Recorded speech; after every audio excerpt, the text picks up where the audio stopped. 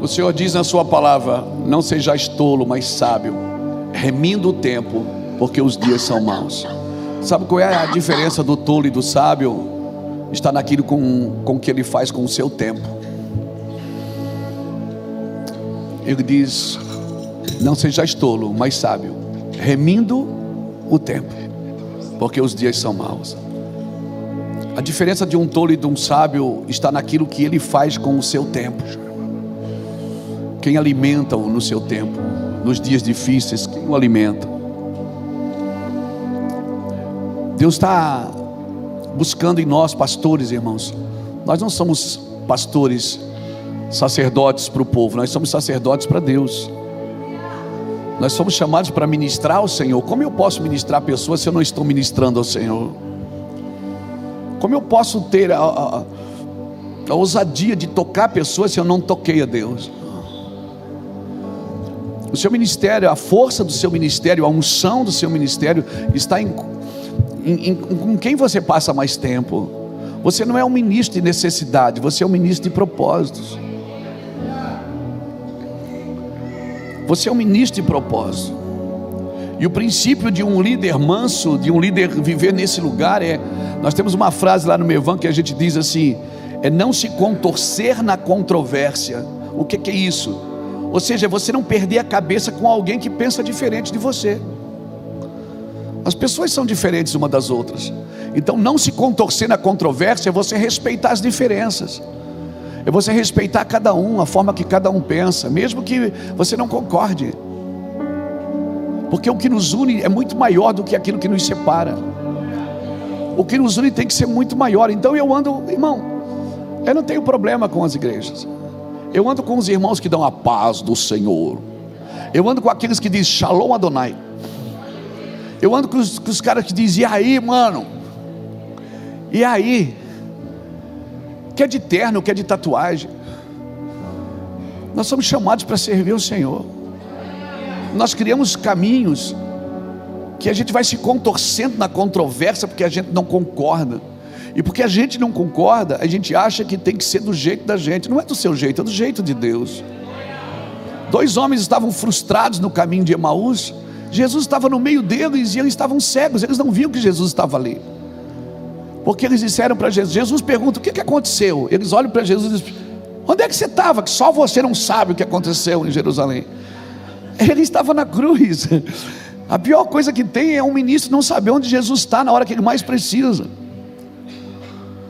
E ele falou: onde você estava? E Jesus não falou nada. Jesus foi andando com eles. E eles diziam: a gente achava que era ele que ia libertar Israel. Jesus não veio libertar Israel, ele veio libertar o homem do pecado. Jesus não veio começar uma religião Israel já tinha. Jesus veio revelar o Pai para Israel, para o mundo. E nenhuma vez você vai ver Jesus dizendo: eu vou para o céu. Ele está dizendo sempre: eu vou ao Pai, eu vou ao Pai, eu vou ao Pai, eu vou ao Pai. O céu é bom porque o Pai está lá. Mas a terra pode ficar boa se o Pai vier aqui. Aleluia. Então todas as religiões têm um Deus, e onde esse Deus é adorado. Todas as religiões têm um profeta, onde esse profeta encaminha essas pessoas a esse Deus.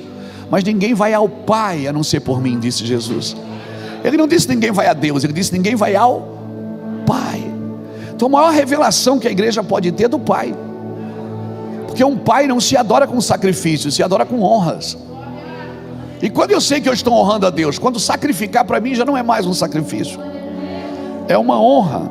Eu faço porque eu quero, porque eu amo Jesus, porque eu estou afim. Amém? Então, por favor, não sejais tolos, mas sejais sábios. Não desperdice seu tempo com necessidades. A Bíblia diz que Ele já sabe todas elas antes dela chegar na sua boca. Irmão, é muito perigoso. A gente vai acostumando a ser pedinte. Irmão, para Saul pedir conselho para Samuel ou para uma feiticeira era a mesma coisa. Então nós precisamos saber quem está falando ao nosso coração, quem está ministrando em mim, quem está alimentando a minha casa. Às vezes nós estamos orando: Senhor, manda chuva de glória, e nós estamos andando sobre poços entulhados.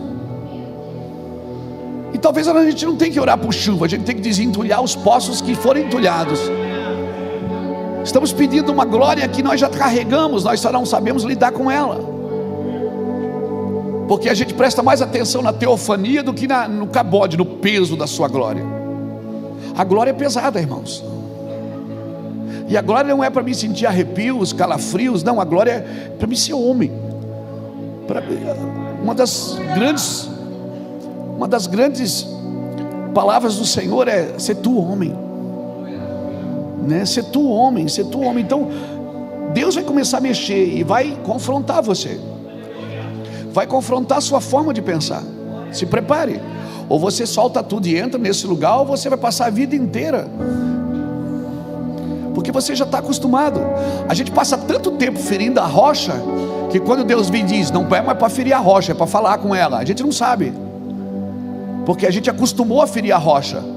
Esse é o nosso gatilho. A gente faz, não dá certo, a gente volta a ferir a rocha, porque a gente feriu por 40 anos e deu certo.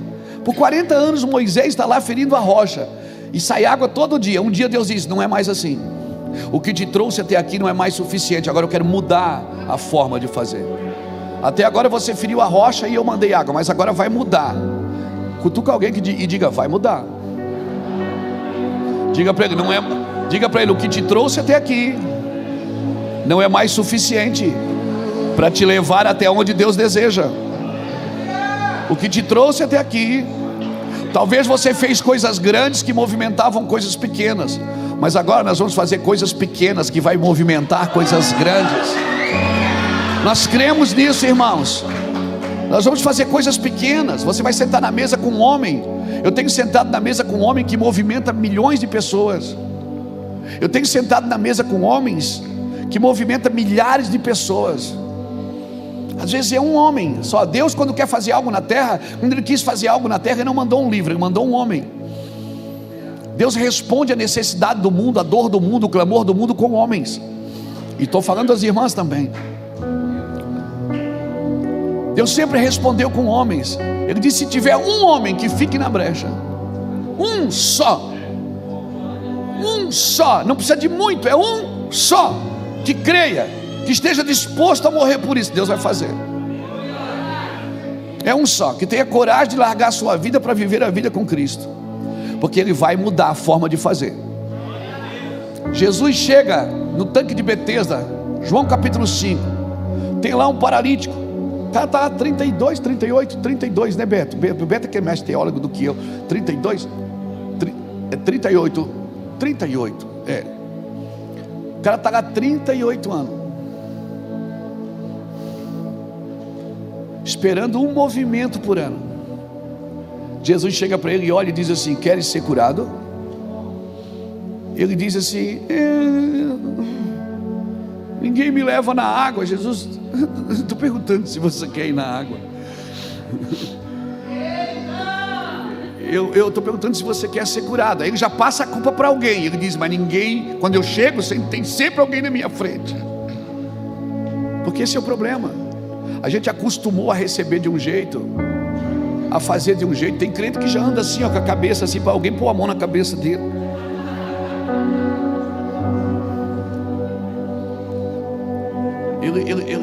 Ele já pré-anuncia o que ele quer. Eu acredito na unção, irmão. Eu acredito na transferência. Mas eu acredito. Alguém me disse, pastor, transfere essa unção. Eu disse, pega meu lenço, vai chorar. Isso não. O poder você pode transferir, mas a presença não. O poder, se alguém orar pelo outro, pode curar o outro, pode trazer o poder, mas a presença você tem que construir um lugar para ela. E ela vem e ela vive com você diariamente. Vai ter dia que você vai estar tintindo, tem dia que você não está tintindo nada. Tem dia que você vai estar alegre, tem dia que você vai estar triste, tem dia que você vai querer matar os 3 crentes. Pensou neles agora mesmo. E tem dia que parece que você está no céu, irmão. Pode chamar de feio, pode falar o que quiser, você não está nem aí. O cara fecha você no trânsito e diz, a paz, meu querido. Mas tem dia para não dá para arriscar o fósforo perto. Por quê? Porque dentro de você tem as duas naturezas. Você tem os dois códigos. Lembra daquela canção que a gente canta? Céus e terra se encontram, alinhando o seu plano. Onde é que céus e terra se encontram? O único lugar do mundo que céus e terra se encontram é no homem, porque você tem as duas naturezas. Deus te formou do pó da terra e soprou o céu em você. Então tem dia que você acorda, você está mais lá. Tem dia que você acorda, você está mais aqui. Quem alimenta você é que define onde você vai viver. Se a terra que te alimenta, você só pensa na terra e só pensa no lucro. Se é o céu que alimenta, você é eterno, você pensa na eternidade. Então quando você acorda de manhã, você decide quem te governa, se é o pó ou se é a glória. O problema é que Deus deu autoridade para o diabo comer do pó da terra, mas diz que os que são nascidos de Deus, o maligno não lhe toca. Então você, pastor, você decide quem cuida da sua igreja. Você quer uma igreja para a terra ver, ou você quer uma igreja para o céu celebrar? Você decide quem alimenta o seu púlpito.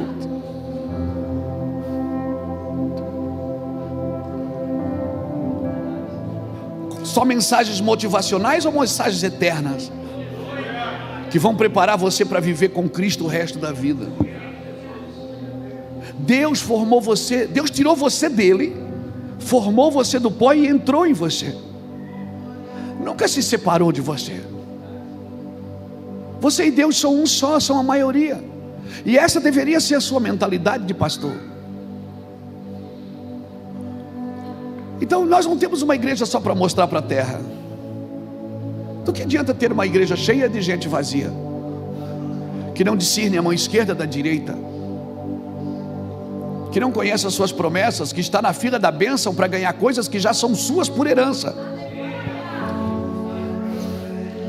mas que só vão assumir quando crescerem. Ei, meus irmãos, eu vim aqui despertar você. Você já tem, já é seu.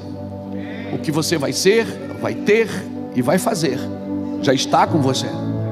Não espere mais nada. O que eu faço? Para de olhar para fora e começa a olhar para dentro. A glória está aí dentro. Paulo deixou isso tão claro. Em 2 Coríntios capítulo 4, versículo 7, Paulo diz assim: nós temos um tesouro no vaso de barro, para que a excelência do poder seja de Deus e não nossa. Aí Paulo começa a dizer: em tudo eu sou angustiado, em tudo eu sou atribulado, porém não angustiado. Ou seja, eu sou atribulado aqui fora, porém não angustiado aqui dentro. Perseguido, porém não abatido. Perplexo, porém não desanimado. Levando no meu corpo o morrer de Cristo, para que a vida de Cristo também se manifeste na minha carne mortal. E aí ele para e diz: ainda que o meu homem exterior se desgaste e se corrompa, o meu homem interior se renova a cada dia. Então para de olhar para fora e começa a olhar para dentro, porque Deus vai fazer coisas sobrenaturais na sua vida. A religião nunca vai acompanhar a revelação. Abra sua Bíblia comigo, por favor, em Mateus capítulo 11. Então se atreva a andar com a esteira na mão no dia de sábado. Jesus chega no tanque de Betesda e diz: levanta e anda. Ele diz: não, mas ninguém me leva na água. Eu não estou perguntando se você quer ir na água, eu estou perguntando se você quer ser curado. Mas quando eu vou já tem alguém, a culpa não é de ninguém. Mas hoje é sábado, como é que eu... Se atreva. Se atreva. Amém, irmãos? Vamos lá. Oh meu Deus, Mateus capítulo 11. Abra comigo o versículo 7. Então, em partindo eles, passou Jesus a dizer ao povo a respeito de João: que saíste a ver no deserto? Um caniço agitado pelo vento? Sim. O que saíste a ver? Um homem vestido de roupas finas? Ora, os que vestem roupas finas assistem nos palácios reais. Mas o que saíste para ver? Um profeta? Sim, eu vos digo, muito mais que um profeta. Este é de quem está escrito: eis que eu envio diante da tua face o meu mensageiro, a qual preparará o teu caminho diante de ti. E em verdade eu vos digo que entre os nascidos de mulher, ninguém apareceu maior do que João Batista, mas o menor no reino dos céus será maior do que ele. Desde os dias de João Batista até agora, o reino dos céus é tomado por força ou por esforço, e os que se esforçam se apoderam dele. Porque todos os profetas e as leis profetizaram até João. E o que quereis conhecer? Ele mesmo é o Elias que estava para vir. Quem tem ouvidos para ouvir, ouça. Mas a quem hei de comparar esta geração? A quem hei de comparar esta geração? É semelhante a meninos que sentados nas praças gritam aos companheiros: nós vos tocamos flauta e não dançastes, entoamos lamentações e não pranteastes. Pois veio João, que não comia nem bebia, e vocês dizem, ele tem demônios. Então veio o Filho do Homem, que come e bebe, e vocês também dizem: eis aí um glutão e beberrão de vinho, amigo de publicanos e pecadores. Mas a sabedoria é justificada. A sabedoria é justificada por suas obras. Louvado seja o nome do Senhor. A religião nunca vai acompanhar a revelação. Não vai. Porque a religião sempre vai achar que está fora do contexto. E quer saber? Sempre vai estar. Não tem como você explica. Evangelho não tem lógica humana, porque é um inocente morrendo por pecadores. Você não consegue raciocinar mediante a partir de você. Você tem que conhecer o Evangelho a partir de Cristo, não a partir de você. Nós somos limitados, e a primeira revelação que eu e você precisamos ter de Deus é que Deus não é homem, por isso Ele não pensa como a gente. Então a nossa limitação, ela não pode definir quem Deus é. A nossa limitação não define a ação de Deus. Ela não define. Você acredita que um peixe engoliu um homem e ficou com ele 3 dias na barriga, e depois vomitou esse homem se transformou num profeta e ganhou uma cidade, inclusive o rei? Você acredita nisso? Isso não é coisa de gente certa, de gente normal. E você quer servir o Evangelho na sua mentalidade humanista. Embora você é um ser psicológico, nós somos seres psicológicos, sociológicos e biológicos. Por quê? Porque a gente come, a gente dorme, a gente vai ao banheiro. Então nós somos biológicos. Nós temos que cuidar do templo do Espírito. Mas nós também somos psicológicos. Nós temos emoções, sentimentos, desejos, vontades. Nós temos, às vezes, grande parte das doenças são psíquicas. São doenças que você mentaliza elas, são doenças emocionais que são exportadas para o corpo. Então nós somos seres psicológicos. Nós vamos num velório e choramos, nós vamos num casamento e se alegramos. E Jesus deixou claro para você se alegrar com os que se alegram e chorar com os que choram. É normal isso. Não tem nada de errado acontecendo. Tem dia que você vai estar bem, tem dia que você vai estar mal, e isso é bom, porque a formação do caráter está nessas reações, como você reage a cada dia. Mas você também é um ser sociológico, porque você não foi criado para viver sozinho. A primeira narrativa negativa da criação não é bom que o homem esteja só. Isso não serve só para casamento, isso é para relacionamento também. Porque por que pessoas fogem de relacionamentos? Porque relacionamentos são curadores. Você vai precisar do outro para curar você. Moisés, o homem que Deus falava com ele face a face, teve que aprender com o sogro, que nem crente era sacerdote de Midian. Teve que receber conselho do sogro para como liderar. Então você não faz nada na vida sozinho. John Maxwell, ele fala uma coisa interessante. Ele diz que quem cresce na vida sozinho fez alguma coisa errada no caminho. Ninguém cresce na vida sozinho. Você não faz nem um filho sozinho. Você não tem continuidade sozinho. Você não tem próxima geração só você. Você vai precisar de um cônjuge. Você vai precisar de uma semente. Você vai precisar de uma engendração. Não sei nem se existe essa palavra, mas eu criei agora. Estou metido, irmão. Aleluia. Então não se faz nada sozinho. Não se faz. Deus pega o homem que fala com ele face a face, mas manda o sogro dar conselhos para ele. Jesus, que salvou o mundo, pediu oração para 3 caras que dormiram. Disse: orem comigo que eu estou angustiado até a morte. Então não se faz nada sozinho. Esse é o padrão da igreja. Quem cresce, eu não acredito no ministério que só um homem cresce, que só um homem aparece, que só um homem prospera, que só um homem tem voz. Não, eu acredito no ministério coletivo. Eu acredito que o céu é coletivo. A oração que o Senhor nos ensinou é coletiva. Pai, pão. Se o Pai é nosso, o pão é nosso, o pecado também é nosso. Porque se um membro do corpo padece, todo o corpo padece. Então eu não tenho que me alegrar com os irmãos que pecaram, que caíram, que se perderam no caminho. Isso não deveria ser. Na realidade eu não deveria nem levantar meu ministério com a derrota dos outros, porque isso não tem louvor em Deus. Os meus irmãos que caíram deveriam ter as minhas lágrimas. Os meus irmãos que não entenderam deveriam ter o meu coração para mim poder ajudá-los. Isso é cristianismo, isso é pastoreio. Aleluia. Uma vez um pastor falou para mim: eu vou abrir uma igreja aqui. Eu disse: por quê? Porque fulano de tal caiu aqui. Vou aproveitar aqui que as ovelhas dele vão sair tudo da igreja e vão vir para cá. Eu tirei o meu telefone do ouvido e disse: miserável, você nunca vai se levantar. E nunca se levantou mesmo, porque Deus não precisa derrubar ninguém para levantar você. Deus não precisa disso. Amém, irmão? Se um membro do corpo padece, todo o corpo padece.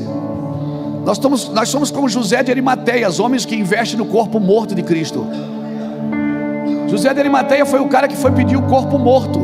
Enquanto o corpo estava vivo, fazia milagre, multiplicava as pães, tinha uma multidão atrás dele. Quando o corpo morreu, um homem só foi reivindicar o corpo. Diz: dá o corpo para mim. Quem que é o corpo morto de Cristo? Quem, em vez de ir para a internet falar mal da igreja, vai lá e diz: dá o corpo morto para mim.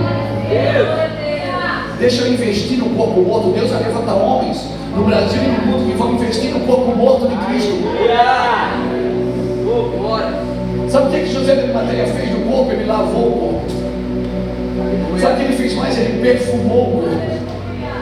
Se não bastasse só isso, a Bíblia diz que ele envolveu o corpo num lençol de linho fino. Sabe o que a Bíblia fala sobre linho fino? A Bíblia diz em Apocalipse 19, versículo 7: regozijemo-nos e alegremo-nos, porque já a sua noiva se aprontou. Foi-lhe dado que se vestisse de linho fino, que são os atos de justiça dos santos. Linho fino na Bíblia fala de justiça.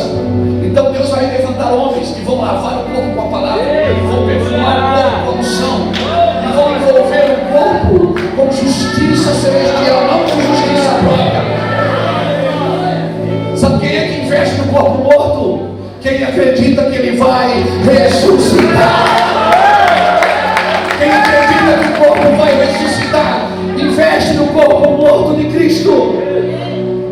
Então eu e você não temos que ir para a internet e celebrar quem pecou, quem caiu, quem se perdeu. Isso deveria ser motivo de jejum para nós, deveria ser motivo de tristeza para nós. O irmão se perdeu. Paulo diz: olha, eu faço para que eu mesmo não me perca. Por favor, irmãos, nós somos pastores e a religião não pode acompanhar essa revelação. A religião sempre vai achar que sábado não pode carregar esteira, mas enfermidade pode. A religião sempre vai criar regras para você, mas Deus não é Deus de regulamento, Deus é Deus de relacionamento. E sabe aonde os regulamentos são fortes? Onde os relacionamentos são fracos. Todo ministério que tem muito regulamento é porque não tem relacionamento. Porque se o relacionamento é forte, não precisa de regra. Todo mundo sabe o seu lugar no corpo. Sabe que é servir o próximo, servir o outro. Se você tem regra para tudo, regra para tudo, regra para tudo, é porque não tem relacionamento com você.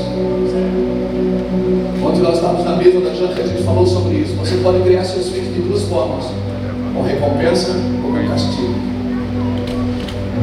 Você pode dizer: se você fizer isso eu vou te castigar. Ou você pode dizer: se você não fizer, eu vou te recompensar. E eu prefiro acreditar que o Deus que eu sirvo, ainda que ele repreenda e castiga aquele que tem por filho, mas a ideia original de Deus sempre é celebrar com recompensas. A ideia de Deus sempre é recompensar. Será que a religião não está equivocada na profecia que recebeu? Será que eu e você não estamos caminhando em cima de poços de avivamento, orando com uma chuva que nunca chega? Estamos esperando um avivamento coletivo, mas a gente mesmo não produz um avivamento. Produzir, pastor, um avivamento, como é isso? É renunciar, irmãos. Deus te chamou para mudar alguma coisa, pelo menos do seu lado. Alguém precisa ser afetado com a sua vida. Alguém precisa passar e dizer assim: a sua vida passou pela minha vida e me abençoou. Nós estamos aqui para isso. Há uns anos atrás, Deus usou um pastor nosso lá de Kansas City, nos Estados Unidos, o pastor Rafael Conrado, um frigano, está até passando algumas dificuldades, agora está internado. Rafael Conrado me ligou uma vez, alguns anos atrás, disse: pastor, pega essa palavra. Eu estava orando por ti aqui, Deus chorou, eu chorei com Deus aqui, Deus mandou eu te falar 3 palavras. Ele não precisou falar mais nada, porque eu já entendi. Estabelecer, ou melhor, esclarecer, estabelecer e expandir. Nós não podemos expandir algo que não está estabelecido, e nós não podemos estabelecer algo que não está claro. Porque senão você toma uma ideia hoje, semana que vem você tem que mudar de ideia, e no meu outro mês mudar de ideia. Seja claro, irmãos, seja claro com as pessoas, deixe todo mundo, deixa a comida na mesa, come o que quer, seja claro, viva o evangelho de clareza. Jesus disse: eu sou a luz do mundo. Sabe o que ele está dizendo? Ele está dizendo que ele veio trazer luz à nossa ignorância. A Bíblia diz que quem anda debaixo do sol é canseiro e enfado, mas quem anda debaixo da luz tem revelação. O que clareia o mundo não é o sol, irmão. Porque Deus disse: haja luz no primeiro dia, o sol ele só fez no quarto, já havia luz no primeiro. Quem esclarece, quem traz luz para o seu dia é a palavra. Então você pode estar vivendo em treva, mas se você libera palavras, o sol ele só fez no quarto dia e já havia luz no primeiro. Quando ele disse: haja luz, e ageu, ele disse: haja luz e houve luz no primeiro dia. E o sol ele só fez no quarto. Então o que eu aprendo, que o que ilumina a minha vida, o meu dia, a minha família, o meu ministério é a palavra, não é o sol. Andar debaixo do sol é canseiro e enfado, mas andar debaixo da palavra é andar uma vida de revelação, sem ignorância acerca das coisas de Deus. É andar debaixo de uma clareza, esclarecer, estabelecer e expandir. Esclarecer, iluminar cada vez mais. Estabelecer é fundamentar cada vez mais, e expandir é um crescimento, um avanço a cada dia para mais longe. Não tenha medo de crescer desde que você estabeleceu. Não tenha medo de estabelecer desde que ficou claro para você. Se ficou claro, estabeleça. Se não ficou, aprenda um pouco mais, mergulhe um pouco mais fundo. E se Deus tem uma linguagem de amor, não é serviço.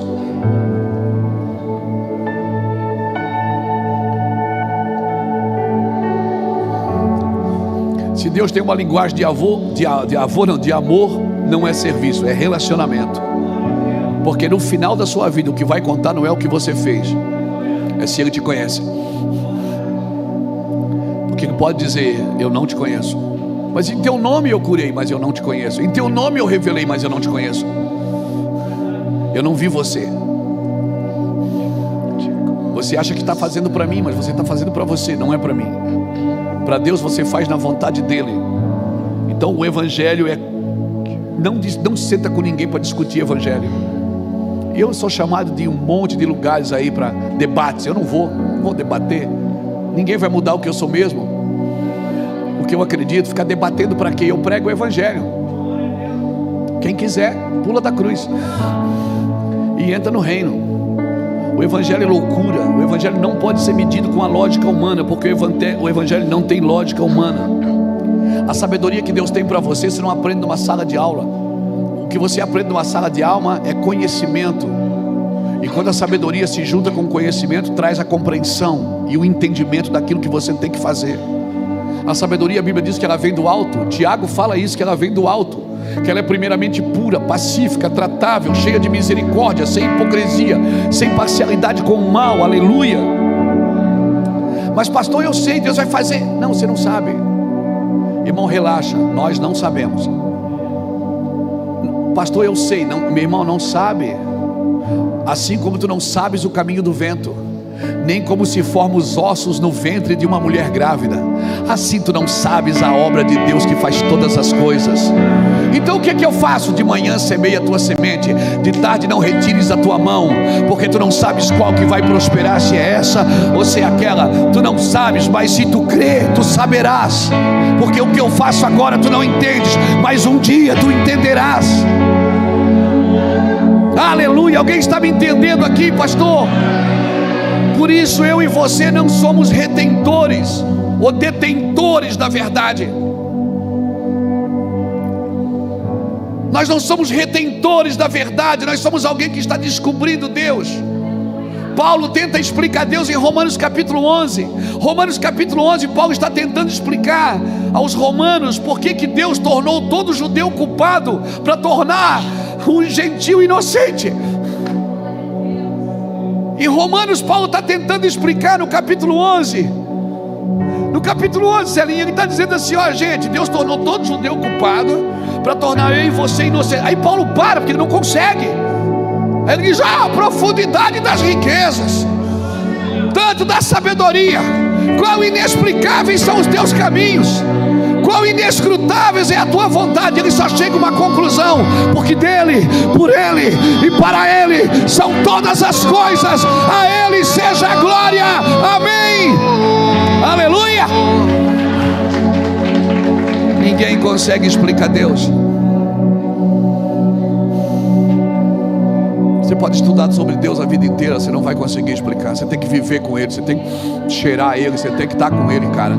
E Ele vai pedir coisas para você que não vai pedir para os outros. Aí você vai dizer: não, eu vou pedir. Não, Ele é para você. Você vai andar numa medida diferente, numa pegada diferente. E você vai dizer: por quê? Pessoas vão olhar para você e vão dizer: para que esse radicalismo? Mas o evangelho é isso: é você ser radical com você e intolerante com os outros. Não é ser radical com os outros e tolerante consigo mesmo. Evangelho não é isso. Evangelho é você colocar medidas para você, obstáculos para você caminhar, não para os outros. Porque, como diz o meu irmão pastor Ulisses, numa das suas mensagens, não tem lugar melhor para esconder os seus problemas do que nos problemas dos outros. Você passa o dia inteiro resolvendo o problema dos outros e é a forma de você esconder os seus. Eu e você precisamos ter vida com Deus para guardar. Eu e você precisamos estar. Se você é pastor, você vai precisar de outro pastor, cara. Alguém precisa falar no seu coração. Você não pode andar sozinho. Procure alguém que fale no seu coração e te guarde, e te esconda. Não vai te expor em púlpito, porque Deus não tem prazer nisso. A religião tem, mas Deus não tem. O prazer de Deus é esconder você no seu pavilhão, é trazer você para dentro dele e refazê-lo. Deus não tem prazer de expor os seus pecados. Quem gosta de fazer isso é a religião. Lembra quando a gente era mais novo? Eu me lembro quando eu era menino, que eu ia nos cultos de ceia. Meu Deus, era o culto do castigo, era o culto da derrota. As pessoas apresentavam aqui: o irmão pecou, agora vai ficar 6 meses sem ceia. A gente tirava da pessoa a única coisa que trazia ela de volta, e chamava isso de santidade, porque a Bíblia diz: quem come do pão e bebe do vinho permanece em mim. E a gente apresentava, o irmãozinho ficava lá assim: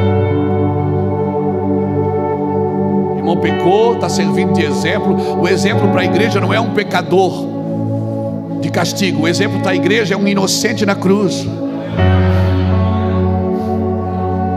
Mas pastor, ele pecou. A Bíblia diz: quem come e bebe indignamente, come e bebe para a sua condenação. Mas a palavra indigno ali não está no pronome pessoal, não está falando de uma pessoa indigna, está falando da forma indigna de fazer sem entender o que é corpo de Cristo. Porque se você é indigno e não come, eu como por quê? Porque sou digno? Então eu sou muito mais pecador que você. Pelo menos você sabe quem você é. E quando eu estou com a ceia na mão, eu não tenho que lembrar dos meus pecados, eu tenho que lembrar dele. Ele diz: fazer isso em memória de mim. Ele estava dizendo: faça isso lembrando do que eu fiz por você, não das suas traições, não dos seus pecados. Lembre do que eu fiz por você. E toma e não peca mais, cara. Mas nós não, nós criamos padrões para as pessoas estarem conosco.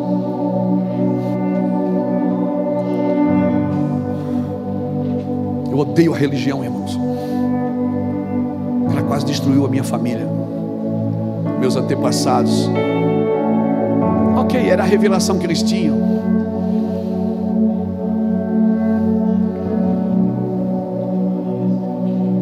A religião não tem prazer na graça. E infelizmente, por um outro lado, também tem uma super graça, que também não tem confissão de pecado. Nós não aprendemos a andar numa simetria com Cristo. Por que eu estou falando isso? Eu sei lá por que eu estou falando isso, mas eu estou falando. Amém? Então Deus está desabilitando algumas formas, e esse texto que nós lemos, ele tem a ver com as formas que Deus está desabilitando. Por quê? Meu irmão, veja bem, Mateus 11, de 7 a 19 eu li. A palavra diz o quê? Desde os dias de João Batista, os dias ficaram violentos, e o reino foi conquistado com muito esforço. Jesus deixou claro: João Batista é o Elias que haveria de vir. Imagina, cabe na sua cabeça. Deixa eu falar um pouquinho de Davi. Davi traz a arca para Jerusalém. Quando ele chega em Jerusalém, ainda havia o tabernáculo. O tabernáculo estava lá em Jerusalém, mas Davi não põe a arca dentro do tabernáculo, ele faz uma tenda. O que Davi está me ensinando? Ele está desabilitando uma forma de culto e está criando outra. O que Davi não deve ter ouvido? Não, Davi, não pode. Ele disse: mas Deus falou comigo que é para a gente adorar aqui só com louvor e adoração, não é mais para derramar sangue.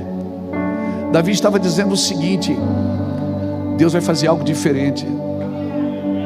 E por 40 anos, enquanto Davi reinou, você andava em Jerusalém e você ouvia: Deus é bom e sua misericórdia dura para sempre. Ele separou 3 famílias, Asaf, Gedutum e Naamã e Ramã, para cuidar dos turnos de adoração. De 6 em 6 horas mudavam de turno, e por 40 anos ininterruptos, você passava, você não via os músicos, mas você ouvia as canções. Davi criou instrumentos, ele disse: Deus quer isso. Por isso que ele é um homem segundo o coração de Deus, porque ele entrou no coração de Deus, descobriu o que Deus gostava sem Deus precisar pedir. Porque o tabernáculo Deus pediu, o templo Deus pediu, a arca Deus, a tenda Deus não pediu. Ele disse: eu vou fazer, Deus vai gostar, porque eu vou adorar Ele. E Davi é considerado um homem segundo o coração de Deus, porque fez uma coisa que Deus se agradou. Imagina, a ordem é no tabernáculo. Deus tem uma forma de fazer, e Ele não vai mudar, irmãos, mas elas se renovam. Eu sou neto de crente, bisneto de crente. Os meus bisavós eram presbiterianos. Meu bisavô foi assassinado com 48 anos. Meu bisavô tinha uma fazenda. O meu avô tinha uma chácara. O meu pai tinha uma horta. Eu tenho um abridor de lata. E o meu filho tem um aplicativo do iFood. Ou seja, o meu bisavô e meu avô plantavam para comer. Eu abro as latas para comer, e o meu filho pede para comer. Mudou o princípio? Não. Mudou o fundamento? Não. Mudou a movimentação.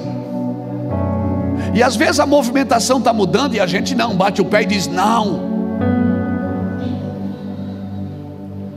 Alguém me disse: Deus não gosta dessas músicas de rap, essas músicas de guitarra, essas músicas de bateria. Irmão, há 30 anos atrás bateria era pecado na igreja, era o demônio. As pessoas foram acordando.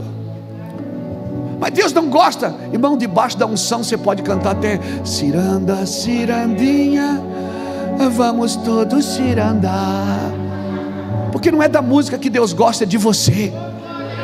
Deus gosta de você. E porque Deus gosta de você, você adora a Deus. Davi criava canções para o Senhor, para adorar o Senhor. Nós temos padrões pré-estabelecidos na nossa mentalidade arcaica. E aí chega um menino que diz: e aí, pastor, a paz do Senhor, e aí, velho? Não é assim que se fala, é paz e graça. Deixa o menino rodar, irmão. Deixa os meninos rodarem.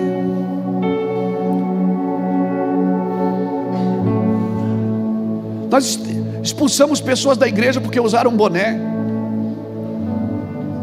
Nós colocamos pessoas excomungamos, né? Tiramos da comunhão, excomungamos a pessoa porque subiu no altar com uma camisa curta, porque usou uma bermuda. Meu pai levou uma surra do meu avô com 19 anos porque estava jogando bola. Hoje meu filho joga futebol.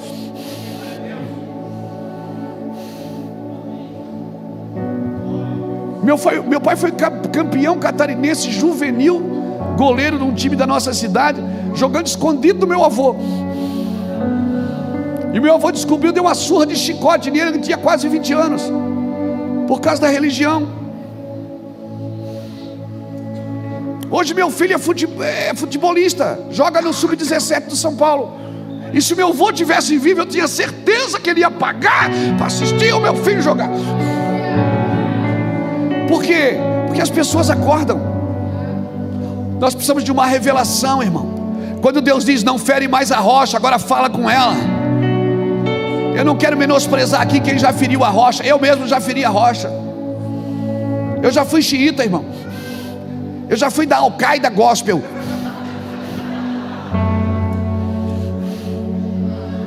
Eu já fui xiita da Al-Qaeda Gospel. Deus me livre de orar sem camisa.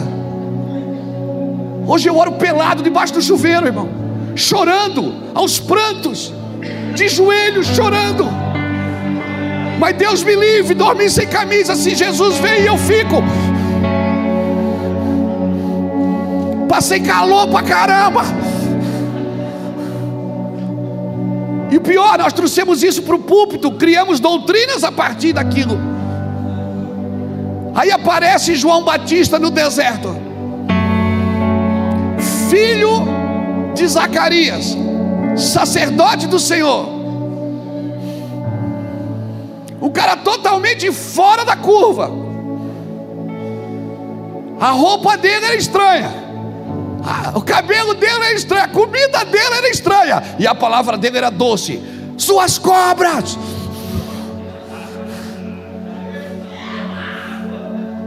Aparece esse cara. Aí todo mundo diz: não, isso não é de Deus. Claro que vai ser de Deus um negócio desse, se a gente tem um pré-padrão estabelecido, a gente tem algo estabelecido. Mas a Bíblia diz que nos dias de João Batista, sabe por que os dias levam o seu nome? Porque ele teve revelação para viver naqueles dias. Os dias de Abraão, os dias de Salomão, os dias de Elias, serão homens que receberam revelações, e por isso o nome, os dias levam o nome deles. Meu irmão, coloca o teu nome nesses dias. Coloca o teu nome, ande fora da curva, meu irmão. Fica tranquilo, não vai tombar. Fica tranquilo, você precisa obedecer a Jesus. Talvez você criou um padrão para você e essa vida ficou chata. Por quê? Porque ficou chata. A gente criou padrões, estabeleceu protótipos de homens de Deus. Homem de Deus é aquele cara. Homem de Deus é aquele cara. Mulher de Deus é aquela pessoa que eu pré-estabeleci. O protótipo perfeito de um homem e de mulher de Deus.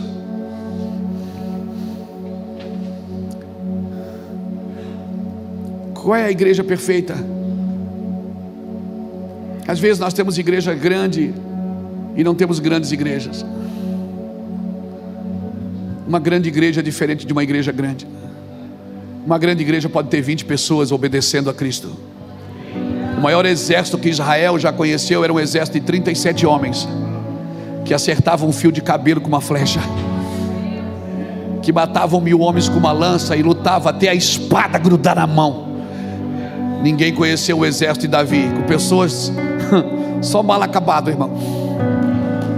Só gente problemática, endividada, gente com problema na família. Hoje não, a gente quer tudo perfeito, quer fazer as coisas para Deus tudo perfeito, quer mostrar para o mundo uma igreja perfeita. Para com isso, irmão. A igreja tem que mostrar Jesus na cruz. Para com isso, ninguém é perfeito. Você não é perfeito. Você não é, eu não sou, ninguém é. E nós queremos mostrar para o mundo algo perfeito, para o mundo se encante com a beleza, ou melhor, com o enfeite, porque tem enfeite e às vezes não tem beleza.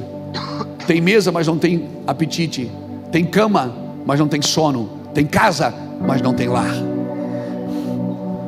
Tem religião, mas não tem salvação. Eu e você precisamos entender.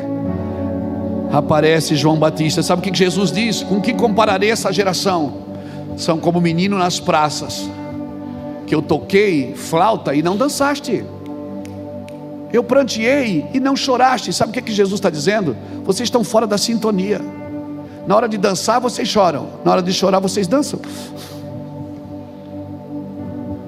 Com que compararei esta geração? Ele diz: são como meninos nas praças, eu toco flauta e vocês não dançam, eu pranteio, choro e vocês não choram. Aquilo que era para ser motivo de tristeza, para nós se torna motivo de alegria. E o que era para ser motivo de alegria, para nós se torna motivo de tristeza. Às vezes não cabe na nossa cabeça quando Deus diz: vai na casa de luto, que é melhor do que ir na casa de festa. Porque na casa de luto o homem pondera o seu coração, o seu espírito.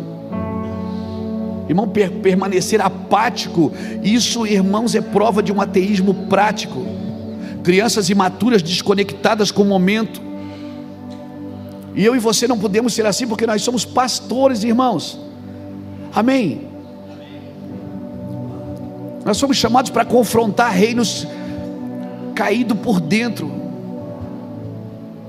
Nós somos chamados para confrontar isso. Você lembra aquela menina que dançou, Salomé?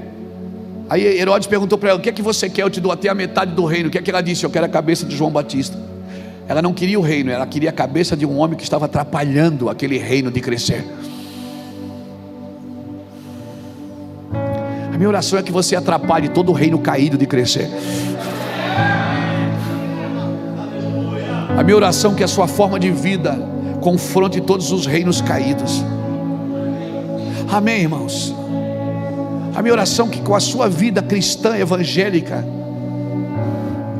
a minha oração é que com a sua vida representando o cristianismo, você entre nesse lugar de viver uma vida que as pessoas sejam desafiadas a pelo menos olhar para você. A justiça de Deus, ela não pune o pecador, ela morre pelo pecador. A justiça de Deus no batismo de Jesus, lembra que Jesus parou na frente de João Batista, você lembra? Aí João Batista disse: eu não posso te batizar, você que tem que me batizar. O que é que Jesus disse? João, convém que a gente cumpra toda justiça, porque na justiça de Deus é o pecador batizando o inocente morrendo por aquele pecador. Na justiça de Deus, irmãos, você não pune o pecador, você morre por ele. Na justiça de Deus você não manda o pecador jejuar, você jejua por ele. Na justiça de Deus você não pede oferta para o pecador, você oferta para ele. Como? Entregando a sua vida. Porque se nós acharmos que a justiça de Deus é punir o pecador, se Jesus disse cumprir a justiça, João, ou seja, você sabe quem eu sou, eu sei quem você é. Vamos entrar nesse lugar. Amém? Amém, irmão? A religião nunca vai enxergar sua identidade profética, nunca. Por isso quando João chegou, João está lá batizando, aí chegam os caras e dizem assim: ô João, tu é Elias? Ele disse: não. Tu és o Cristo? Ele disse: não. Tu és um dos profetas? Ele disse: não. Eles disseram: então diga quem você é, o que tu pensas de ti mesmo. Diz quem você é para a gente avisar quem nos mandou aqui. A religião sempre quer dar uma identidade para você. E João disse: eu sou só uma voz que clama. Ele não disse eu sou a voz que clama, eu sou a voz do que clama. Ou seja, eu sou só a voz, o clamor não é meu, tem alguém gritando dentro de mim. Tem alguém que grita dentro de mim. Mas João, tu é isso? Não. Tu és aquilo? Não. Por que eu tenho que ser alguma coisa para ser aceito pela religião?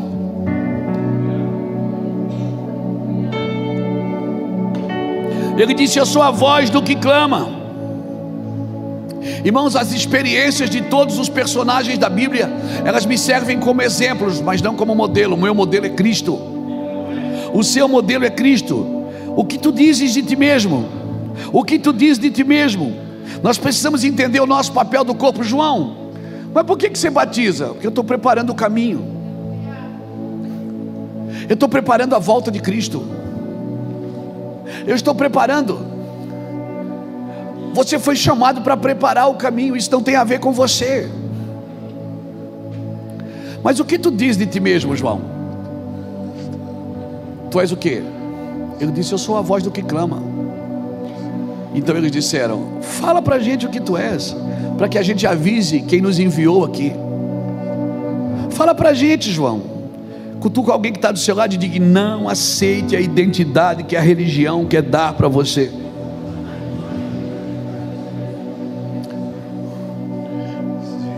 Porque quando você aceita uma identidade que você não tem, isso vai gerar usurpação, defraudação e distração. Eu vou repetir: quando você quer viver uma identidade que você não tem, isso vai gerar usurpação, defraudação e distração. Não aceite a identidade que a religião quer te dar.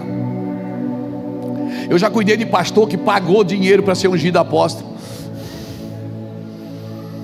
e ele estava morrendo, ele e a sua família, e era apóstolo. Isso virou um jogo de vaidade no nosso meio, irmãos. Eu cuidei de pastor que pagou para ser ungido. Que país nós estamos, que lugar nós estamos como igreja? Não, e nós não vamos chegar a lugar nenhum dessa forma. Nós somos a geração do deserto, que sabe viver no deserto. João Batista, ele ia herdar o sacerdócio do pai, mas ele não, ele foi para o deserto. Quando alguém perguntar para você, você diz: eu sou a geração que aprendeu a viver no deserto. Eu sou a geração que aprendeu a dormir em qualquer lugar, a comer qualquer coisa. Eu sou a geração, irmão, eu já dormi na sala de alguém, num colchão, no sofá. Hoje eu piquei esse Brasil viajando de ônibus, de carro. Quantos lugares eu fui pregar que as pessoas não me davam nem oferta para voltar, e eu chorava e não sabia como que eu ia voltar. Daqui a pouco Deus levantava alguém, botava gasolina no carro e eu vinha. E as pessoas diziam: não, você tem que criar um padrão. Não, o caráter dos outros não define o meu. Quem define o meu é a palavra que Deus me deu. Eu sei que uma hora a porta ia abrir, e quando chega o tempo de Deus, você não pesca, é o peixe que pula dentro da rede. Quando chega o tempo de Deus para a sua vida, você entra num lugar que você jamais imaginou que poderia entrar. A religião queria dar uma identidade para João, mas não aceite a identidade, a patente que a religião quer colocar em você. Apenas diga: eu sou uma voz que aprendeu a viver no deserto. Você é a geração que aprendeu a viver no deserto, que não fala de si mesmo, mas que fala do Cordeiro. Eis o Cordeiro de Deus que tira o pecado do mundo. Uma geração que parou de apontar para si mesmo e aponta para Cristo, que aponta para o Cordeiro. Diz: ó, segue. João, quando viu que Jesus se levantou, ele chamou 2 discípulos e disse: ó, segue ele. Ele é o cara. Treinou gente na igreja dele para enviar para outro ministério.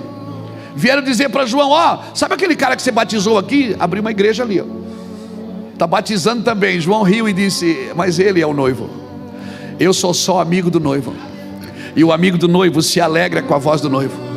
Deixa eu explicar isso para você entender a profundidade disso. Você sabe o que é ser amigo do noivo? Na época da Bíblia, na época de Jesus, se você desposasse de uma moça, se você ficasse noivo dela, você não podia mais vê-la até o casamento. Você tinha que ter um amigo. Se você quisesse dar uma caixinha de Ferreiro Rocher para ela, o amigo que tinha que levar. Se você quisesse dar uma poesia para ela, era o amigo que levava. Você não via mais a sua noiva. Então foi isso que João disse: eu não sou o noivo, eu sou só amigo do noivo.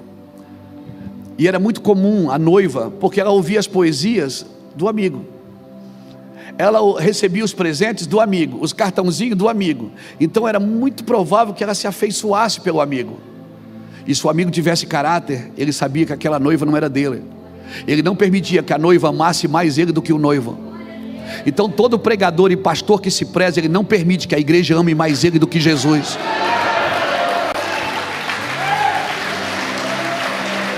Nós somos só amigos do noivo. Eu vim trazer um recado do noivo para você, noiva. Ele te ama, está esperando para casar com você. E sabe de uma coisa, para você ele não vai vir como ladrão, ele vai vir como noivo, ele vem para casar. Ele vem como ladrão para quem não espera. Mas você que está esperando, pode construir o enxoval, porque ele está chegando. Ele vai casar com você, noiva. Você é só amigo do noivo. Não permite que a noiva se apaixone mais por você do que pelo noivo.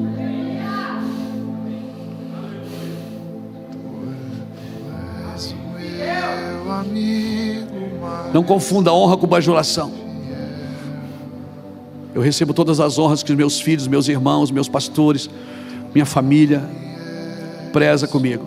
Acabou a convenção, irmãos. Passou 75 mil pessoas lá em Itajaí em 5 dias. Acabou a convenção, segunda noite. Eu ganhei tanto presente, tanta oferta. Eu ganhei relógios que eu tive que dar para os outros, porque eu só tenho 2 braços. Eu ganhei tantos presentes, tanta oferta entrou, eles abençoaram tanto. Na terça-feira de manhã eu acordei e eu disse para ele assim: eu vou lá para o meu escritório, porque eu disse que eu quero devolver tudo para o meu Senhor, porque Ele me basta, eu não preciso de nada disso. Eu fui lá no meu escritório, que é perto da minha casa. Tem um carpetão lá que eu joguei no chão para babar. Ele é todo babado assim, todo cheio de... Liguei o som, apaguei tudo, liguei o ar, me joguei no chão e disse: Senhor, eu vim te devolver tudo. As ofertas, os elogios que eu ganhei, as fotos que tiraram comigo, porque eu não sou ninguém sem você. O Senhor é o meu Deus, o meu amigo. E obrigado pela honra, obrigado pelos milagres que o Senhor fez ali. Irmão, a gente viu um milagre. Um cara abriu a carne dele e saiu o caroço para fora. Saiu na hora da reunião. E eu fui devolver tudo para Jesus. Eu nem mostrei. Fiquei fazendo prosélito com isso. Porque Deus não me mandou pregar sobre milagre. Ele mandou pregar sobre o reino e fazer milagre. Eu passei lá umas 2 horas e meia, 3 horas devolvendo tudo. Disse: ó, obrigado. Todos os elogios que eu ganhei não são para mim, são para o Senhor. Eu sou só seu amigo. O Senhor é a noiva. Essa igreja é tua, não é minha. Porque o meu anseio não é ter uma igreja, é ter o meu Senhor. O meu Senhor. E se precisar abrir mão do meu van para que eu não perca o meu Senhor, eu abro. Eu não sou patrimônio do meu van, irmãos. Eu sou patrimônio do reino. Soltei tudo e fiquei lá umas 2 horas e meia chorando. Disse a toda oferta, todo elogio, toda foto que tiraram comigo, todo tapinha nas costas que disseram: que unção, que palavra poderosa, Luiz. Todos os livros que eu vendi são tudo teu, eu não tenho nada aqui. O Senhor me basta, a tua graça me basta, a tua graça me basta. Nada, irmãos, nada pode roubar você do Senhor. Nada. Jesus tem que ser suficiente para a igreja. Deus não quer nos ocupar com títulos, com obras mortas. Deus quer nos dar uma identidade celestial como ministros do Senhor. A palavra identidade significa uma qualidade daquilo que é idêntico. A palavra identidade significa a qualidade daquilo que é idêntico. Me deixa fazer uma pergunta: quando que Jesus deixou de ser suficiente para nós? Se Jesus deixar de ser suficiente para nós, nós vamos colocar as nossas expectativas em outras coisas, em visões, em ministérios, em denominações, em pregadores. Eu louvo a Deus pela sua consideração comigo. Eu louvo a Deus pelo respeito que você tem por aquilo que eu digo e vivo. Mas eu sou só um amigo do noivo. Não coloque nenhuma expectativa em Mervan, não coloque nenhuma expectativa em Luiz Hermínio. Eu luto com as mesmas dores que você, eu derrubo os mesmos demônios que você, as mesmas tentações que você sofre, eu também sofro. Eu estou alguém lutando na mesma jornada para ficar parecido com Jesus. Então, por favor, não me tenha. Não, a minha espaçonave não parou aqui atrás, eu vim do céu agora, não, eu vim lá de Itajaí. Que tem problemas quando tem Passo Fundo. Que tem problemas, você que tem problemas. Seja bem-vindo à igreja do Senhor, aos irmãos problemáticos. Nós vamos chegar lá, amém? Nós vamos chegar, amém? Porque esse movimento do reino que começou, ninguém vai poder parar. Embora nós somos descendentes de um sacerdócio de serviço, mas nós somos um sacerdócio que aprendeu a viver no deserto. Irmão, João Batista era filho de quem? De Zacarias. Zacarias era um sacerdote de serviço, um sacerdote levítico. E tanto é que Deus, quando fala com ele está no serviço. Ele está no turno, cortando os pavios, enchendo as lâmpadas, preparando o pão da proposição. Ele está lá no serviço sacerdotal. Zacarias era um homem de oração? Com certeza. Agora, deixa eu fazer aqui, não quero ser exagerado, mas uma coisa que Deus me falou, que servir para você, pega. É as minhas loucuras, as minhas elucubrações. Zacarias era um sacerdote de serviço, casado com quem? Com Isabel. Isabel é estéril. A mulher na Bíblia representa quem? A igreja. Porque um sacerdócio de serviço é sempre casado com uma igreja estéril, que não produz. Os sacerdotes que só quer fazer, não, nós estamos chamados para estar com Deus. Você tem que gastar mais tempo com Jesus do que com pessoa. Talvez você vai ter que diminuir cultos na sua igreja para passar mais tempo com Deus. Essa é a hora que você diz, aleluia. Zacarias era um sacerdote de serviço. Nós não somos sacerdotes de serviço, nós somos sacerdotes do Senhor. Zacarias era um homem de Deus? Claro que era um homem de oração? Claro que era, inclusive ele estava na oração, um sacerdote. Só que quando um sacerdote de serviço, algo acontece fora do padrão dele, ele não acredita. Era velho. Isabel, uma senhora, o Senhor disse para ele, vou te dar um filho. Ele disse, como? Porque ele está tão acostumado a viver dentro de um padrão, quando Deus vem. Olha que Gabriel chega a brigar com ele. Gabriel diz, cara, eu estou falando com você, sabe quem sou eu? Sabe quem sou eu? Eu que assisto diante do Senhor. Você está entendendo quem está falando com você? Como é que vai ser isso?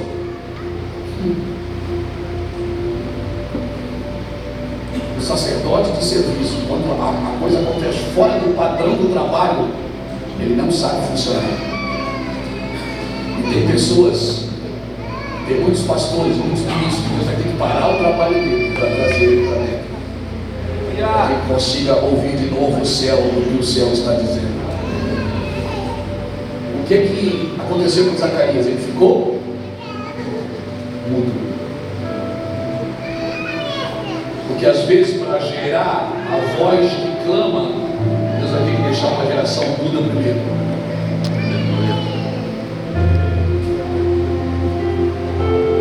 Para quê, pastor? Para não ser contaminada com aquela voz que não serve mais para esses dias. É pesado, eu sei. E pensa em mim, que eu tenho 56 anos e fico pensando, como é que esses meninos vão ser usados por Deus se a gente não empoderá-los? Como esses mais jovens vão ser usados por Deus se a gente não empoderá-los? Se a gente quiser que eles venham para o nosso padrão. Não, irmão, Zacarias, quando Deus está gerando a voz que clama, o sacerdócio de serviço perderá a sua voz. Para que ele possa gerar a próxima voz, ele vai ter que perder a sua voz. Zacarias, enquanto Isabel gerou João Batista, ele ficou mudo. Ele não pôde falar nada. O sacerdócio de serviço tem dificuldade de reconhecer as mudanças de Deus. E por isso ele vai ficar mudo nessa geração. Você vai ver muita gente que vai continuar pregando, mas vai perder a voz. Como vai perder a voz? Eu não falo no sentido literário de perder a voz, eu falo no sentido de perder a autoridade. Vai continuar pregando, mas vai perder a autoridade. Por quê? Porque não está empoderando a próxima geração. Não está empoderando, porque para empoderar a próxima geração, você vai ter que perder o controle. Mas o meu menino não quer herança, você não quer dar para ele. E se ele gastar, é problema dele.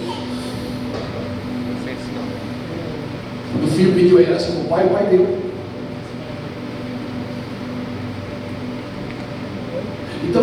Então pense nisso.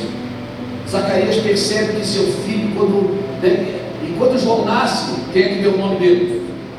Foi Zacarias, porque a voz voltou. Ele disse: o nome dele é João, escreveu João. Aí alguém disse: mas esse nome ninguém na nossa família é assim. Por quê? Porque ele é diferente, a figueira no meio da videira.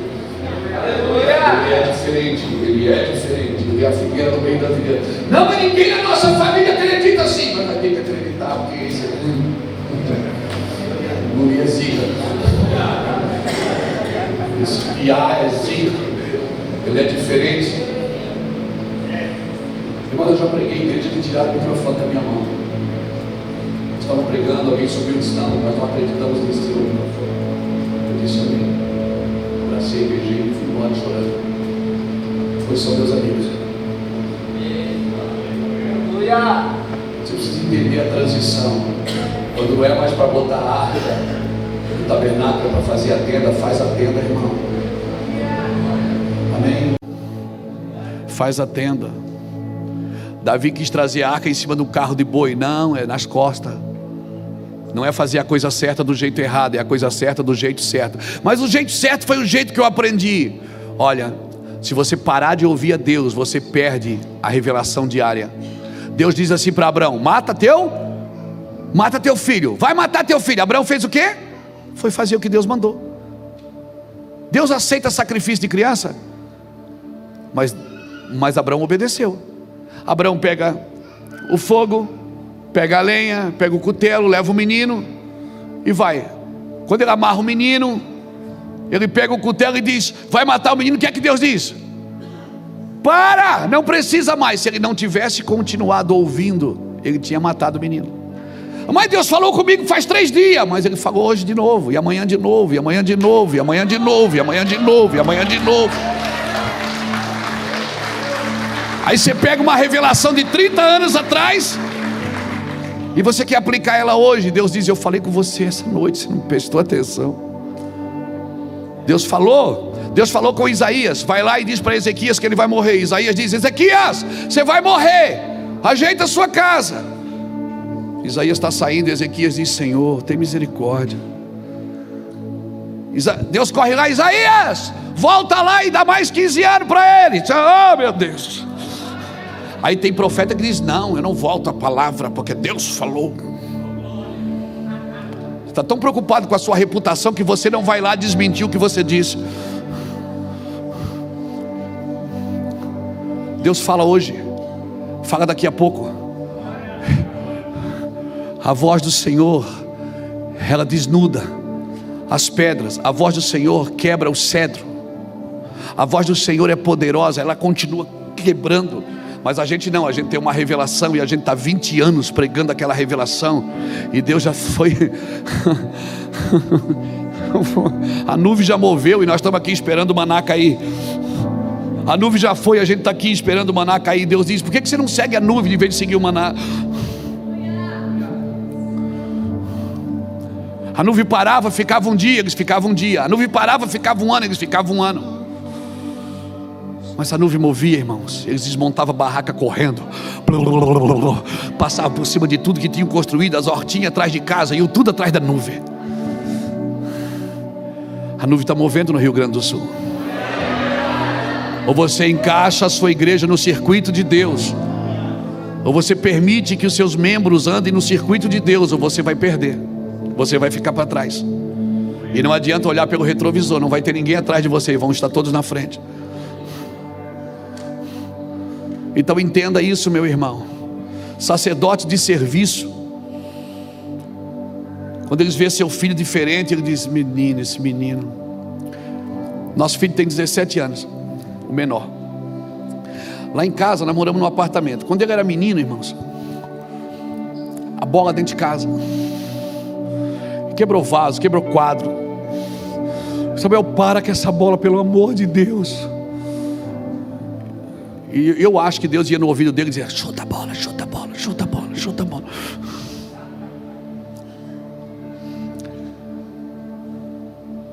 À medida que ele foi crescendo, ele passava nas coisas e derrubava as coisas. Batia nos vasos, batia no quadro. E a gente dizia: meu Deus, filho, que desastrado tu estás te tornando. E Deus disse: ele não está ficando desastrado, é que o espaço que vocês deram para ele não cabe mais ele está crescendo. Ou você amplia o espaço, ou você vai perder o crescimento do seu filho. Pais promovem espaços para os seus filhos crescerem. Então promove os espaços. O que é mais importante, é o crescimento dele ou esse vaso miserável que está no caminho?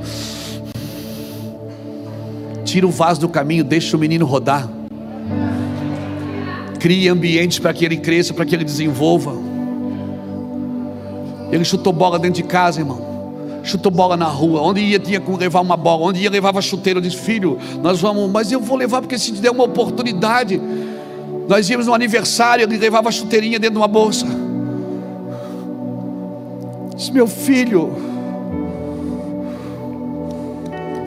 Ano passado ele foi fazer um teste no São Paulo. No meio de 70 meninos, só ele ficou. Está lá, tem contrato, tem salário. Estou esperando ele enriquecer para me abrir um monte de igreja. Está lá, 17 anos, fez 17 anos segunda-feira. E sabe do que eu mais tenho saudade?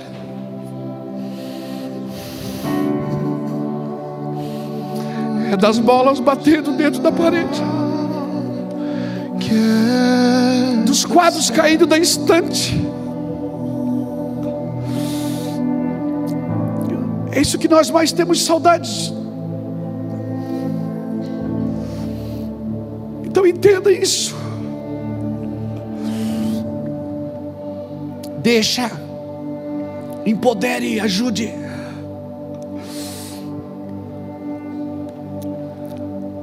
Ele liga para mim todo dia e diz: pai, bom culto. Eu digo: filho, bom treino. Pai, bom culto. Eu digo: filho, bom treino. Então, por favor, você é um pai. Se você tiver que perder a voz porque seu filho está crescendo, Deus não vai hesitar em tirar a sua voz, cara. Ou você empodera os filhos que Deus está te dando. Nós estamos saindo de um sacerdócio de serviço e estamos indo para o deserto. Nós somos a geração que aprendeu a viver no deserto. A sua voz pode ter parado, mas a voz de Deus não parou. Deus continua celebrando os filhos. Amém? Você pode me entender com isso? A identidade que Deus tem para você é dada pelo céu, e a glória do Senhor se manifestará. E se prepare para criar filhos que você não gerou. Você vai ser que nem José, marido de Maria. Ele não queria criar Jesus, porque ele pensou: esse filho não é meu. Vou criar esse menino, não nasceu na minha igreja, não foi gerado aqui no Integra, não foi gerado na escola dominical. Como é que eu vou gerar? Como é que eu vou cuidar desse filho? José não quis cuidar de Jesus, mas de madrugada o anjo apareceu para ele e disse: Zé, cuida do menino, é meu. E quer saber, daquele dia em diante Deus não falou mais com Maria, só falava com José. José, pega o menino, vai para o Egito. José, volta do Egito. José, leva o menino para lá. José, leva o menino para cá. E tudo que Jesus aprendeu até a sua tenridade, aprendeu com Zé. Então se prepare, pastores, para criar filhos que não foi vocês que geraram. Muitos filhos vão bater na sua casa, filhos que não foi você que gerou. Não aceitou Jesus na sua igreja, não foi batizado por você, mas são filhos de Deus. Deus vai olhar para você e vai dizer: cuida para mim, são meus. Restaura para mim, são meus. Cuide deles, eles são meus. A terra, amém, irmão? A terra está clamando pelos filhos de Deus. Os filhos de Deus estão esperando Jesus voltar, mas a terra não está esperando Jesus voltar. A terra está esperando a manifestação de vocês, os filhos de Deus. Quero deixar essa palavra para você. Se prepare. Se eu fosse botar um tema nessa mensagem, eu diria: transição. Deus está transicionando a sua forma de pensar, a sua forma de agir, a sua forma de movimentar. Eu tenho ido em lugares pregar que eu pensava assim: nunca vou nesse lugar. E Jesus disse: é meu, vai lá. Não é você quem manda. Quem manda sou eu, Luiz.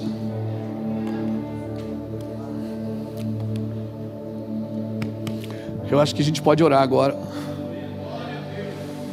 E por favor, se prepare. Se prepare, Célio. Flávio, se prepare. Claudinho, se prepare. Vocês vão, Natanael, se prepare. Vocês vão cuidar de crianças, de filhos que não foi vocês que geraram. E por favor, ame-os. Ame-os. Cuide deles. Amém? Amém, Bebeto? Cuide de filhos que não foi vocês que geraram. Porque se você cuida dos filhos de Deus, Deus cuida dos seus filhos. Deus tem um negócio com o desamparado. Deus tem um mimo de amor com o desamparado. Ele tem um cuidado especial, pastor Ney, com o desamparado. Ei, Maurão, gente que foi desamparada, que se rende a Jesus, Deus tem um cuidado especial com eles.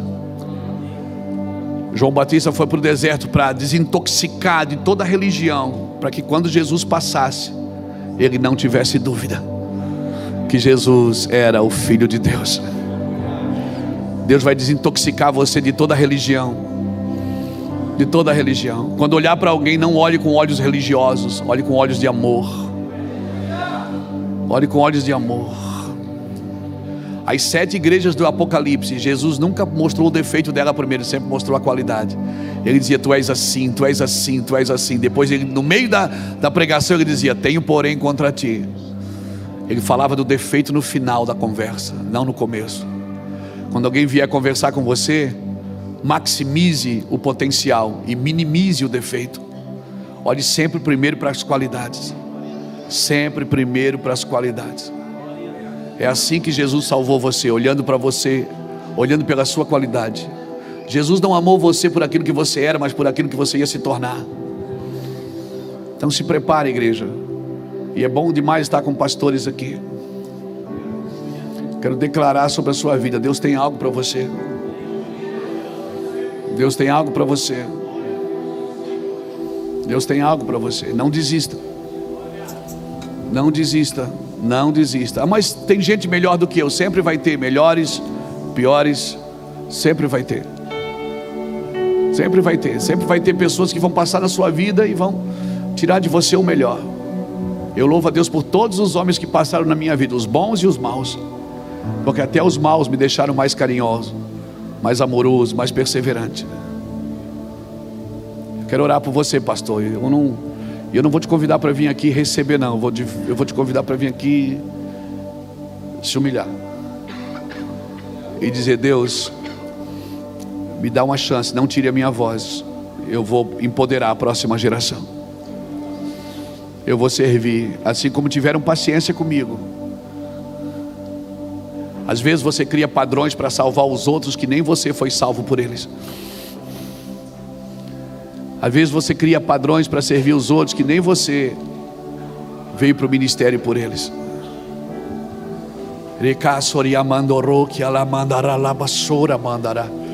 Eu sinto muita unção de Deus aqui, irmãos.